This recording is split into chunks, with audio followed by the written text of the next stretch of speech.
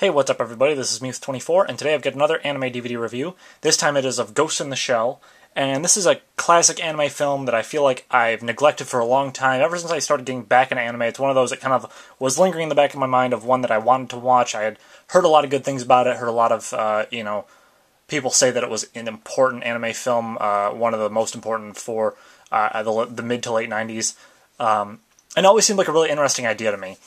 I know there's a few different DVD and VHS releases that they had over the years, and I don't think this is the original DVD release. I think this is like one of the later ones that they did. But I know there's a different version with another kind of box art on it. There's a VHS version, and then there's like a collector's edition that has like a silver-gray lining around the outside. But anyways, this is the version that I have.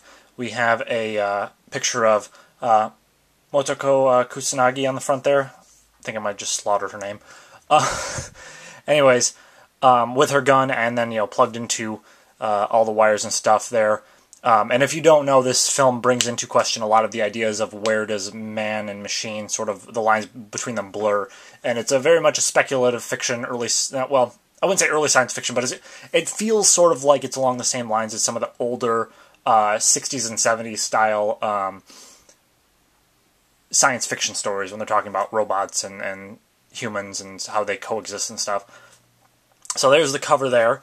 On the side, just have it say Ghost in the Shell, and then on the back you just have one little screenshot, which I think is a little bit disappointing. I feel like they could have done a few different ones there. But anyways, a list of the DVD features, which is the digitally remastered film, additional 30-minute program, the making of Ghost in the Shell, some interactive menus. You can tell this is an older DVD just because of the fact that it says interactive menus is one of the special features. You do get both English and Japanese audio, and you have surround sound and widescreen version. So, it's a little bit dated of a DVD release, as you can tell just by how they list stuff on the back there. But as I mentioned, this film is about the kind of how the future might be with man and machine, the lines blurring there. And it sort of takes on a detective story for the first half, as Motoko and her team, Bato and Ishikawa, they're tracking down this character known as a Puppet Master, and each time they find someone who's tied to him, it turns out there's someone else influencing them, and someone else influencing them. So it's kind of just like a string of characters. It sort of evolves into this whole web conspiracy-style thing, and it's interesting because it kind of keeps you, questioning who's really influencing who, and they bring into question whether it's actually a person or a program, and if it is a program, how is it going to, go beyond itself to manifest this other identity where it believes it's, it has its own identity. It's not just a program that does what it's supposed to. It believes it is something greater than other programs. So it's kind of an interesting idea. The animation is decent for its time. I was expecting a little bit more, to be honest. Having watched Akira and just seeing how visually amazing that film is for an '88 release. This one being, I believe it's like 97 or 98 that this film came out. It's okay. I mean, for a full-length film, it's really not that special, but compared to, some of the other series at the time, it's definitely better than those. The soundtrack is decent as well. It's kind of, again, kind of along the lines of Akira. It's sort of this combination of traditional, Japanese folk music sort of a thing with this, techno, early electronica sounds. So it makes for an interesting, experience in terms of the sound as well. So as this mystery is unfolding, there's a few different groups that you learn about. There's Motoko's employers, and then there's a few smaller groups that are all in this city. But for the most part, this story is contained to Motoko, Bato, and Ishikawa, and primarily it's just about Motoko and Bato as they're trying to, uncover this mystery.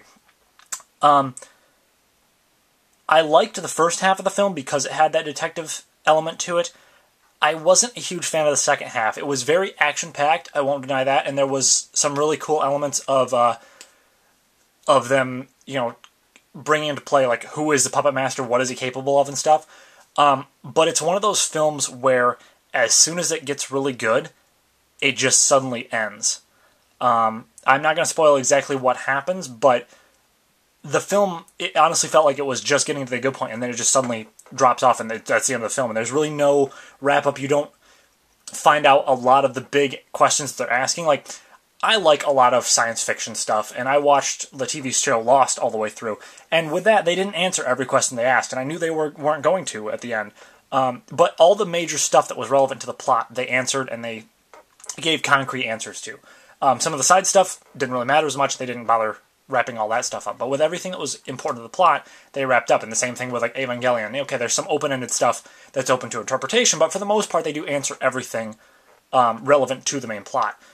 With this, they don't. They leave some huge plot points open, and I was really disappointed in that. Like, if they're going to string us along for the whole film, asking these huge questions, why bother if you're not going to answer them? Like, I feel like it wanted to be super experimental, but at the same time was too afraid to go that extra, mile, and just sort of played it safe with this whole detective story thing that it was wrapping itself up into. It also feels like a film that's trying to kind of poke at you as the viewer to try and be like, hey, look at what we did. Isn't that clever? Isn't that clever? Over and over again, to the point where it gets really nauseating. It's not like this idea of man-machine lines, the lines between those blurring, hasn't been done before. I mean, iRobot did it. Like I said, a bunch of the old 60s and 70s speculative fiction did that. And it's not that I don't appreciate when someone else goes back to revisit that, but the way that they cover it in Ghost in the Shell is just the very basic ideas, and it's something that's like, we've already seen this way too many times. You're not taking a new spin on it, and it really frustrated me in that aspect.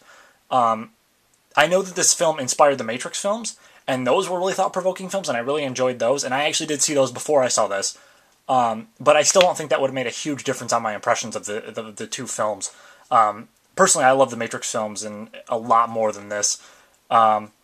And I honestly was very disappointed in this. I wanted to like it. I really did. And as one of those classic anime, I felt like it was an important watch. I'm glad that I did watch it. But I don't know. I was really disappointed in it. I didn't feel like it lived up to all the hype and all the praise it's gotten over the years. So, this is honestly, I think, the first anime DVD I've reviewed that I honestly can't recommend that much. I guess if, you're like me and you want to watch these anime classics, give it a shot, see what you think of it. Maybe you'll like it more than I did. But for the most part, I really don't feel like this film accomplishes a whole lot new or a whole lot that's really that impressive in terms of its visual performance, in terms of its storytelling, or even in terms of its character development. I mean, you really only have two characters that get that well developed. That's Matsuko, and it's more of just revealing who she is as a character gradually, and then Bato, you see him change a little bit as a character, but for the most part, they're really the only characters that matter, and the Puppet Master is sort of just this entity that's there. It's more of a driving force than an actual character. So yeah, I don't know. I really can't recommend this film that much, which I'm a little bit disappointed in, because I wanted to like it so much. But that's pretty much it for this review, and with that, I will see you guys next time.